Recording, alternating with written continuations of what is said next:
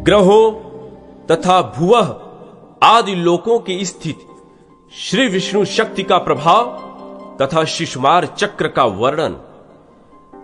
मुनियों ने कहा, महाभाग लोमहर्षण जी, अब हम भुवः आदि लोकों का ग्रहों की स्थिति का तथा उनके परिणाम का यथार्थ वर्णन सुनना चाहते हैं, आप कृपा पूर्वक बतलाएं। लोमहर्षण जी बोले, सूर्य और चंद्रमा की किरणों से समुद्र, नदी और पर्वतों सहित जितने भाग में प्रकाश फैलता है उतने भाग को पृथ्वी कहते हैं।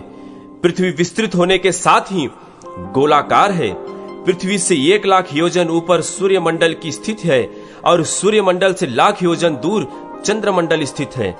चंद्रमंडल से 1,00,000 योजन ऊपर संपूर्ण नक्षत्र मंडल प्रकाशित होता है।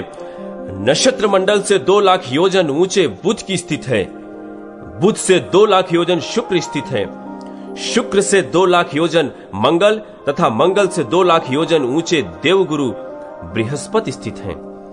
बृहस्पति से 2,00,000 योजन ऊपर शनैश्चर हैं और उनसे 1,00,000 योजन ऊंचे सप्त ऋषि मंडल स्थित हैं।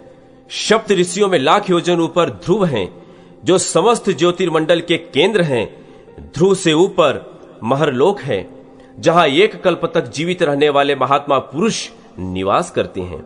उसका विस्तार 1 करोड़ योजन है। उसके ऊपर जनलोक है, जिसका विस्तार 2 करोड़ योजन है। वहीं शुद्ध अंतःकरण वाले ब्रह्म कुमार सनंदन आदि महात्मा वास करते हैं। जनलोक से ऊपर उससे चौगुने विस्तार वाला तपोलोक स्थित है, जहां शरीर रहित वैराज आदि देवता रहते हैं। तपोलोक से ऊपर सत्यलोक प्रकाशित होता है, जो उससे 6 गुना बड़ा है। वहां सिद्ध आदियों मुनिजन निवास करते हैं। वह पुनर्जन्म या पुनर्मृत्यु का निवारण करने वाला लोक है, जहां तक पैरों से जाने योग्य पार्थिव वस्तु है उसे भूलोक कहा गया है। उसका विस्तार पहले बताया जा चुका है। भूमि और सूर्य के बीच जो सिद्धियों मुनियों से सेवित प्रदेश है, वह भुवर लोक कहा गया है। यही दूसरा लोक है। ध्रुव और सूर्य के बीच में जो 14,00,000 योजन विस्तृत स्थान है, उसे लोक स्थित का विचार करने वाले पुरुषों ने स्वर्ग लोक बतलाया है। भू, भुवः और स्वः, इन तीनों को त्रैलोक कहते हैं। विद्वान ब्राह्मण इन तीनों लोकों को कृतक, नाशवान कहते हैं। इसी प्रकार ऊपर के जो जन, तप और सत्य नामक लोक हैं, वे तीनों अकृतक कहलाते हैं।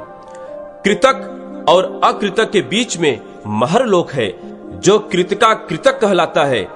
यह कल्पांत में जन शून्य हो जाता है, किंतु नष्ट नहीं होता। ब्राह्मणों, इस प्रकार ये 7 महालोक बतलाए गए हैं। पाताल भी 7 ही हैं। यही समूचे ब्रह्मांड का विस्तार है। यह ब्रह्मांड ऊपर, नीचे तथा किनारे की ओर से अंडकटाह द्वारा घिरा हुआ है। ठीक उसी तरह जैसे कैथ का बीज सब ओर से छिलके से ढका रहता है, उसके बाद समूचे अंडकटाह से 10 गुने विस्तार वाले जल के आवरण द्वारा यह ब्रह्मांड आवृत है। इसी प्रकार जल का आवरण भी बाहर की ओर से अग्निमय आवरण द्वारा घिरा हुआ है। अग्नि वायु से, वायु आकाश से और आकाश महत्तत्व से आवृत है। इस प्रकार ये 7 आवरण उत्तरोत्तर 10 गुने बड़े हैं। महत्तत्व को आवृत करके प्रधान प्रकृति स्थित है। प्रधान अनंत है, उसका अंत नहीं है और न ही उसके माप की कोई संख्या ही है।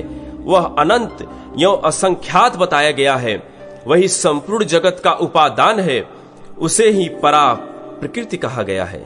उसके भीतर ऐसे ऐसे कोटि ब्रह्मांड स्थित हैं, जैसे लकड़ी में आग और तिल में तेल व्याप्त रहता है।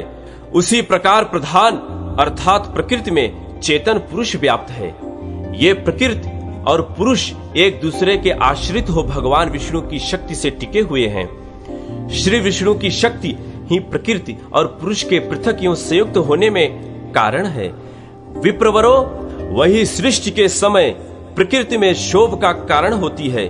जैसे वायु जल के कणों में रहने वाली शीतलता को धारण करती है, उसी प्रकार भगवान विष्णु की शक्ति प्रकृति पुरुष रूप संपूर्ण जगत को धारण करती है।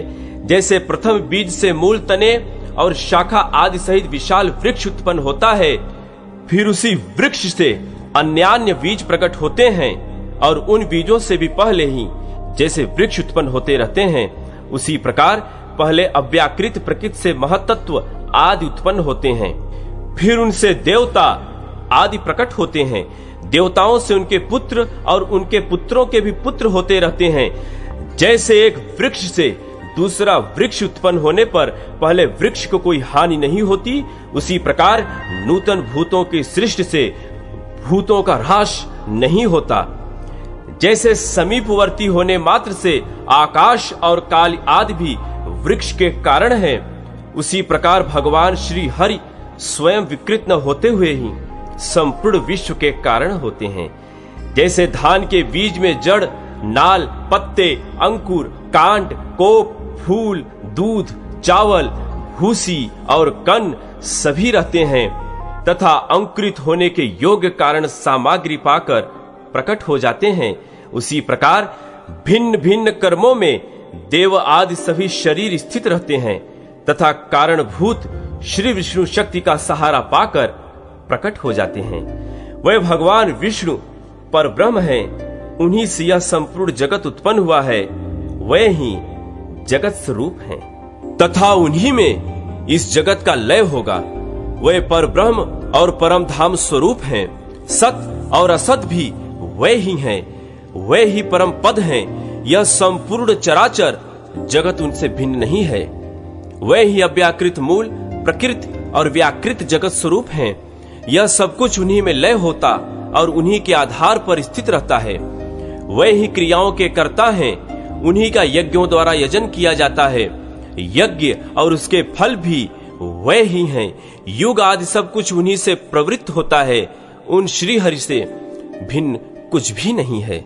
लोमहर्षण जी कहते हैं, आकाश में शिशुमार के आकार में जो भगवान का तारामय स्वरूप है, उसके पुच्छ भाग में ध्रुव की स्थित है।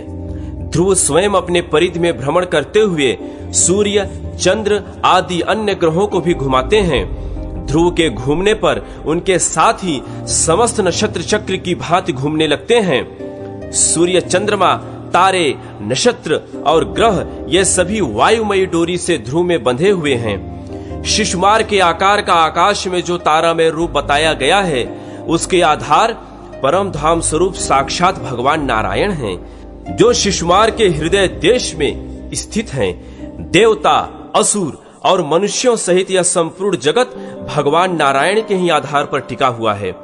सूर्य 8 महीनों में अपनी किरणों द्वारा रसात्मक जल का संग्रह करते हैं, उसे वर्षा काल में बरसा देते हैं। उस वृष्टि के जल से अन्न पैदा होता है और अन्न से संपूर्ण जगत का भरण पोषण होता है। सूर्य अपनी तीखी किरणों से जगत का जल लेकर उसके द्वारा चंद्रमा की पुष्टि करते हैं।